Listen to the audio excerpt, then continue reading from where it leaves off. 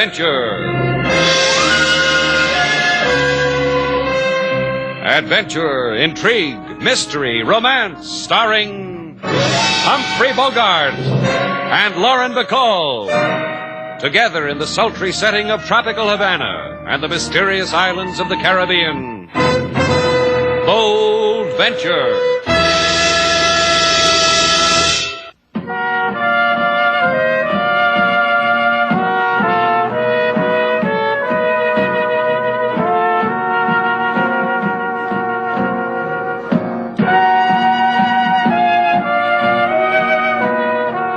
Once again, the magic names of Humphrey Bogart and Lauren Bacall bring you Bold Venture and a tale of mystery and intrigue.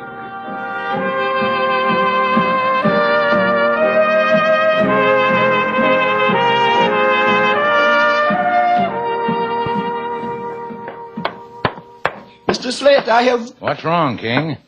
You came back empty-handed. But with my dignity bruised in two places. Where, King? Show us. Here and here. Never lead with your dignity, King, unless you can make the weight. What's the matter? Could you handle him? I think the seafaring man in room 6 has run amok, Mr. Slate, beating on the doors of our hotel and screaming, "I am alive! I am alive!" In Haiti, we have an old saying for such. I'm sure you have. All right, King. What's the old saying? Saying goes so. Seafaring man who run amok in hotel, beating on doors, screaming, "I am alive! I am alive!" Don't mess with him. Well, that leaves it up to the management. You go throw him out, sailor. The seafaring man? Sure. I'll give him the old 1 and the 2. Hasn't failed me yet. Well, you're too eager, Buster. I better come along. He is also very clever at throwing things. Remember to duck to the left. Don't forget, Slate. To the left.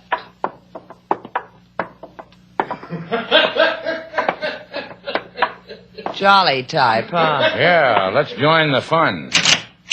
Okay, mate, your happy time's up. Golly day, you sure duck pitchers good, Slate. You're a whiz-ding. You'd clean up at a carnival. I asked you once, real polite, mate. Now, Why, you are... put down that lamp. I said put it down. You did that keen, mate. Now, tell me what you're celebrating. You want to share it, huh? Well, don't get tough. Just come on in and join me in a loud laugh. First, we have to know the joke, mate. Then, if the wind's right, we'll laugh. Well, it's all here in this paper. Go ahead, read it for yourself. Senor Little Abner. I chuckled over this 2 days ago. It ain't half so funny as the obituary where I'm pointing. Go ahead, read it. Joe Norman, seaman, victim of a hit-and-run accident, was buried today at sea in accordance with his lifelong wish as a voyager of the oceans. He is survived by his wife, Ethel Norman of Hibacoa, Cuba. Funny, huh? I'm Norman. I'm Joe Norman. And Ethel's my loving wife. I'm the man in the obituary. Well, then why aren't you buried? Yeah, it's a puzzle, huh, mate?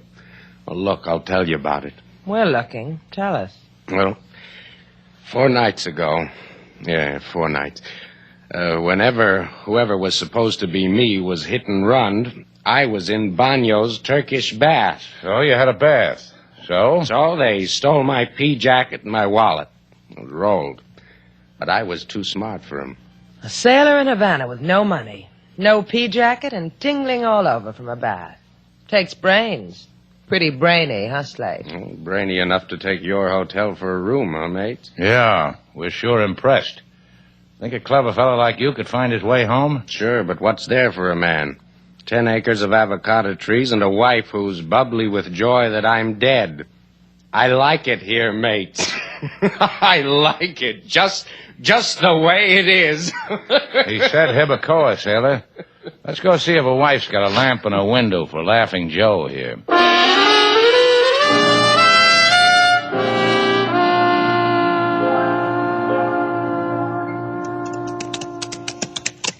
You like riding with me, Gil? Anything you do, Ethel. Anything you want. If it includes me, I like it. Ah, the sweet words roll off your tongue. Much practice, huh, Gil? I've had my share, you know that. Look, honey, doll, we're having a nice time counting your avocado trees. Don't whisper anything to spoil it, huh? Well, a woman wants to be sure. She gives you her husband to kill. She doesn't want to feel she's made a mistake in judgment. No mistake, honey, doll. I'll make you the richest grower in Hippicoa. I got away with avocados. Maybe I want more than that. Maybe I Tell want... me again what you want, Ethel. I'll do my best. My motto? Aim to please a woman like you. Just don't get tired of me, Gil. You'll have to please me for the rest of your life. Oh, it's no chore, honey, doll. Oh, the shade. Soft wind off the coast. It's a good place to tell me again that everything's all right.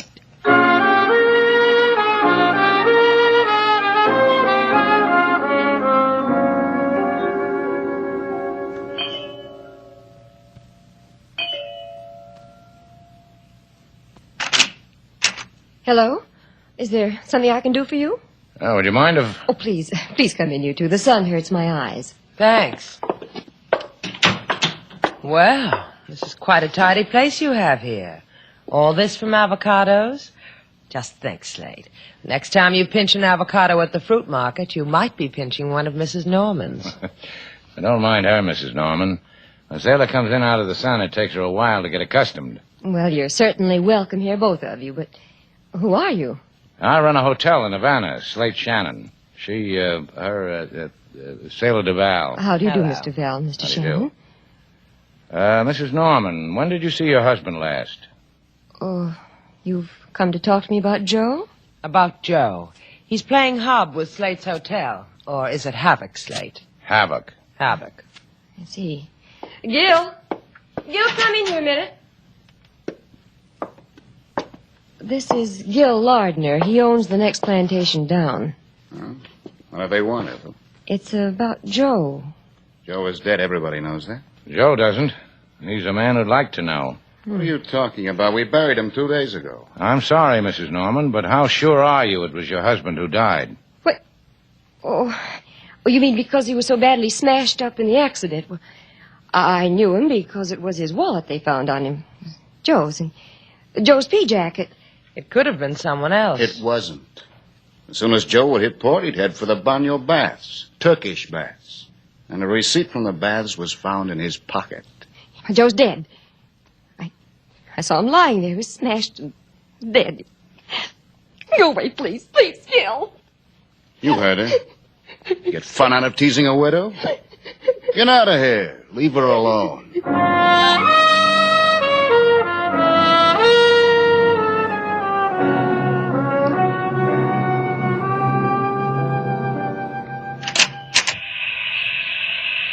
Daniel Bueno.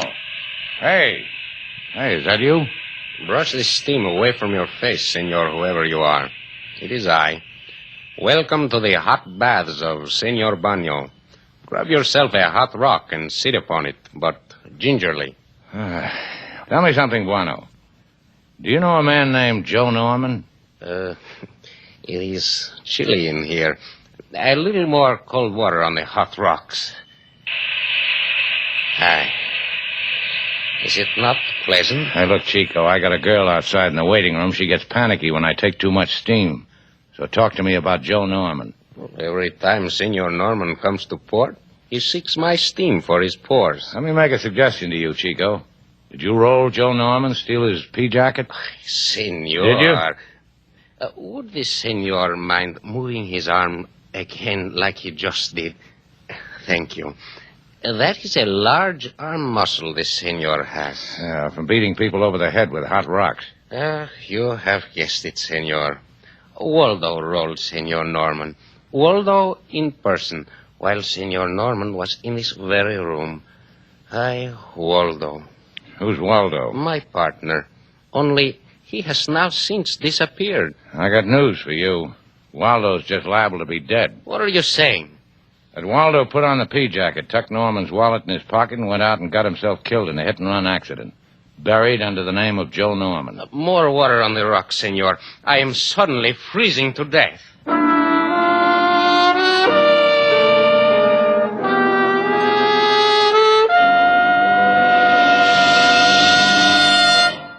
So you come to the police with this fantasy.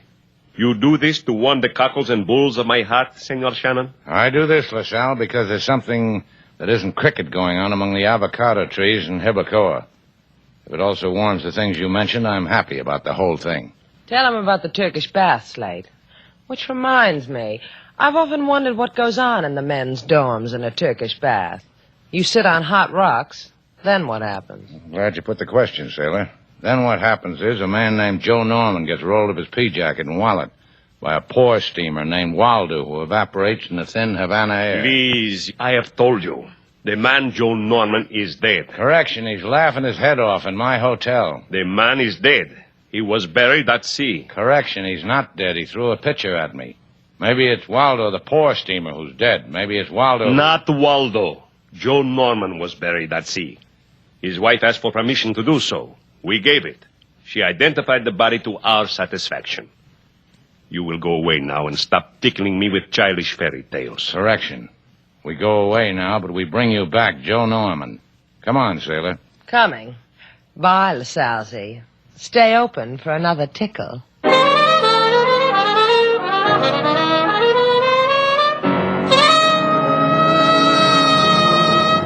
Come on, sailor. Well, I don't know if I should. I just don't know, Slate. What are you talking about? The places I've been today, an avocado farm, a Turkish bath, police headquarters. Is there a girl in all Havana who can say the same, sailor? Golly, I'm lucky.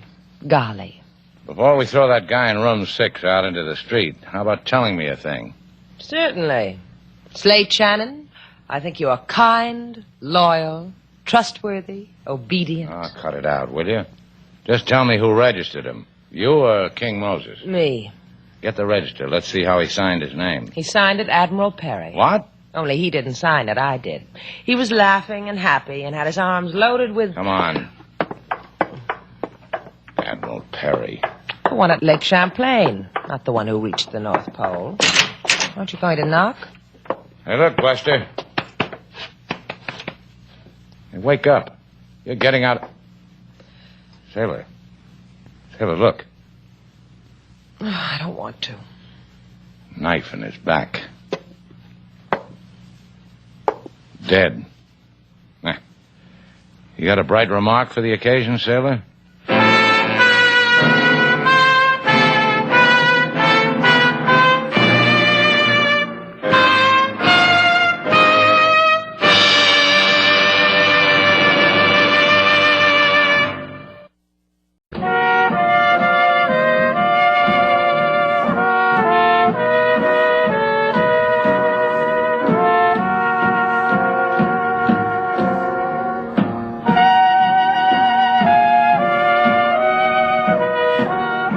Back to Bold Venture. Our stars, Humphrey Bogart and Lauren Bacall, and the second act of our story.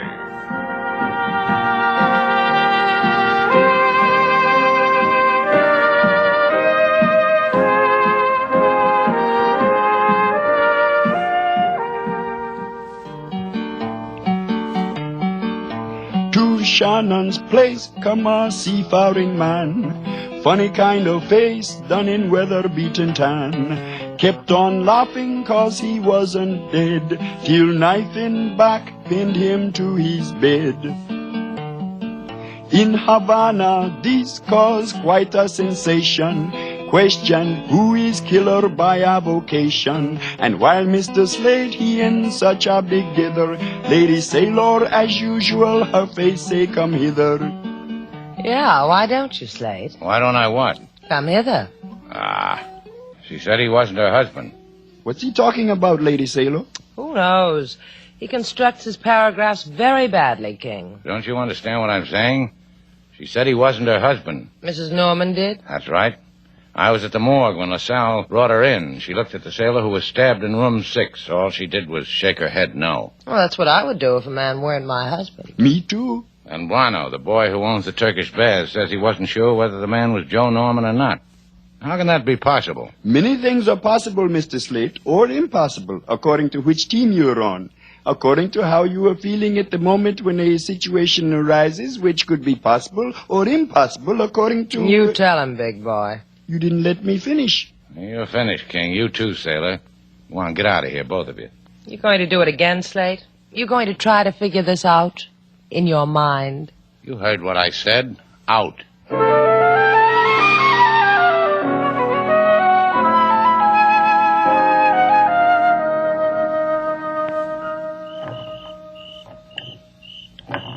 Oh, stop it, Gil. I annoy you, don't I, Ethel? All right, all right. Don't you enjoy me like this, honey? Sitting on your veranda, rocking in your husband's rocker, sipping in the moonlight? You enjoy me, don't you? Oh, shut up.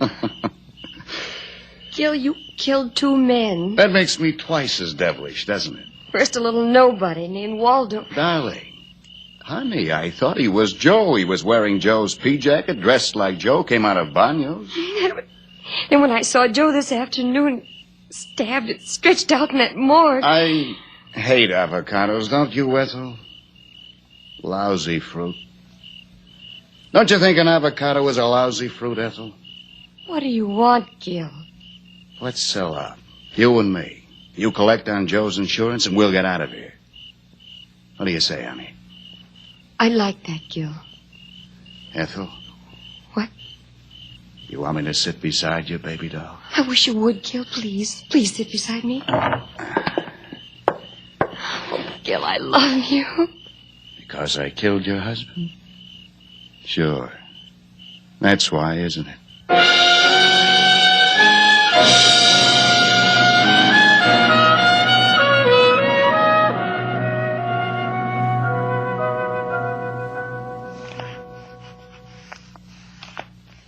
You figured it, and you're going to let the cops handle it. And you're comfortable, huh, Slate? That's a nifty idea you had, sailor. Bring the ironing board out to the patio so you can press my shirt in comfort. So I look dapper when I go calling on Mrs. Norman. You get 1 avocado stain on it, so help me, and I'll make salad out of you. Hey, watch the shirt front, sailor. You're burning it. Singed midriff. It's the latest thing. You'll be the doll of the, Senor Slate Shannon? Hey, hand me that shirt, sailor. Come off it, Slate. The lady's seen gentlemen in strapless T-shirts before, haven't you, lady? I see, but never a gentleman with such skin you love to touch shoulders. However, to business, my card. I've had the sun in my eyes. You read it to me, lady. It says Lolita Nueva, Insurance Investigator. Available at all hours. Says all that, huh? I don't carry much insurance, Lolita, but I bet I could dig up some for you to investigate. Hey, sailor, you're burning that collar. Your laundress, she's loco, no? She's crazy, no? Yeah, I get my work done cheaper that way. Let's go somewhere and investigate. Lolita? You will investigate, Senor Shannon, alone. Let us say for 2% of $100,000. Now, look, honey, you go over there and stand next to the crazy laundress, huh? 2% of $100,000? That's $2,000, Slate. Why, that's more... That's the fee my company will pay for a discreet investigation of Ethel Norman because of the $100,000 in insurance we paid her on her husband's death. You accept, Big Shoulders? Hand me the burnt rags, sailor. For $2,000, I'd investigate Congress with my slip showing.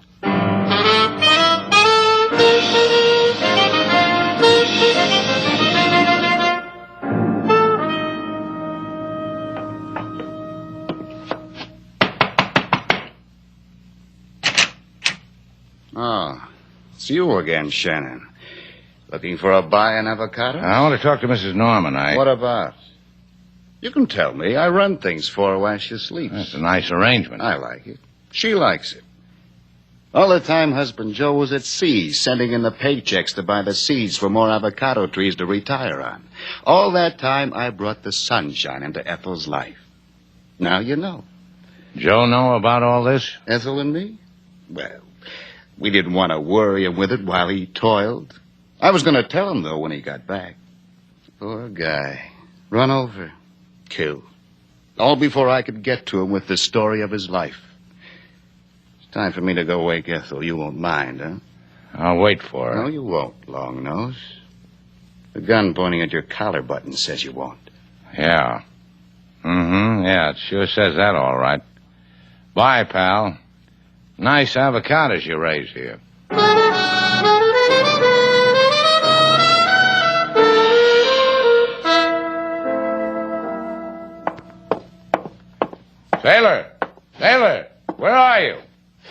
breakfast, Slade. Close the door. There's a draft. How did you make out at the avocado plantation? Now, put your shoes on, sailor. We're going talking to LaSalle. Then we're going to the insurance company and collect $2,000. Oh, for that I'll wear my high buttons. Go away, whoever you are. Well, come on in, Mrs. Norman. You can take a walk with us. We were just going to see the police. Gil told me he wouldn't let you see me, Mr. Shannon. I came here to tell you why. I think she wants to tell us she killed her husband, Slade. Oh, it's cruel. The whole thing is cruel. That's a good word. Let's use it for the death of Waldo. Who? You know who. A petty thief who helped run a Turkish bath. Goes like this, Mrs. Norman. Waldo stole your husband's coat and wallet. In the dark, he was killed by a hit-and-run driver, by someone who wanted your husband dead. By you, for his insurance. Oh, no, it wasn't like that. That's why I'm here. I'm frightened. That was your husband who was stabbed, wasn't it? Yes. Gil killed him. After he found out he'd made a mistake. After he found out he'd killed Waldo instead. Oh, listen to me, will you? I'm frightened. I don't blame you. The police. Oh, not of them. Oh, don't you understand? If I were you, I'd be scared of the police. It's Gil. He's a killer. He enjoys killing. He enjoys it. And sometimes he looks at me and I need your help the way he looks at me. Let's go ask him what he sees.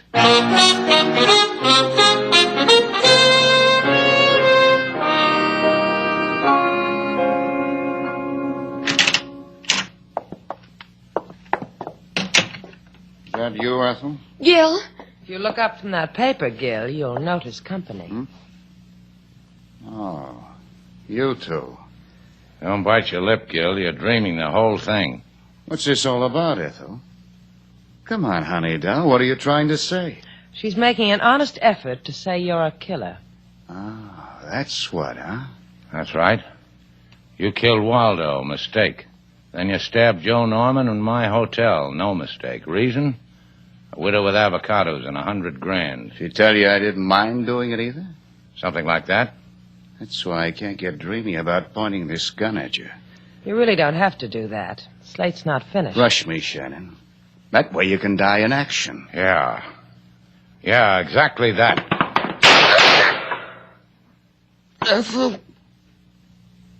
Ethel. Crazy woman. Crazy. You. That's good. Gil's dead. It's good. He needed to be dead. Sure. Give me your gun, Mrs. Norman. Take it. He was going to kill you. You know that, don't you? That's your version. I've got another one. Shouldn't we call the police and report this? Gil's dead, you know. You stay that way. Let's just talk about him for a while. About the promises you must have made him for killing your husband. Gil's share of your husband's plantation, your husband's insurance money. Things like that. You're crazy. I just saved your life. What are you talking about? Gil told me he never saw your husband. He didn't. He never did. Of course he didn't. So you had to tell him how your husband dressed, where he would go, so he could find him and kill him. Slade, watch her. Get away from that window. No, you don't. Did you think I was going to jump? Did you think that? Now, let's go, Mrs. Norman. No, wait. Look at it. At what? Dawn. Isn't it beautiful?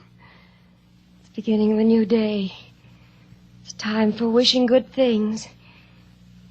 Want to know my wish? Won't come true if you tell us. I know. Won't anyway. But it's this. I wish there was some way it would make my new day a happy one. If there were some way I could kill you, both of you. Come on, Mrs. Norman. Let's go.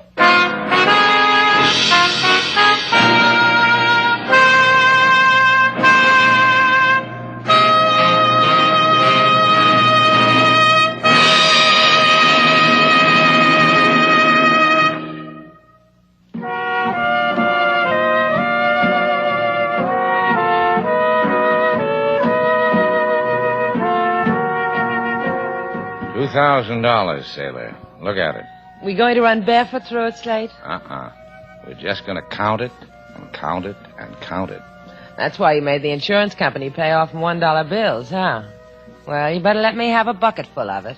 Take a handful, sailor. What do you need a bucketful for? The butcher, the baker, the candlestick maker. I got the list right here. Let's see. $1,996. How many candlesticks did you buy? What are you screaming about? You've got $4 you've never had before. Go ahead, take the $4 too. I'm happier when I'm broke. Carefree, happy, devil may care. Vagrant as the trade wind. Come here, Vagrant. Did you like that? Spiffy and smooth. And how was that one, Vagrant? Vagrant, huh? Come here. Oh, I just found a home.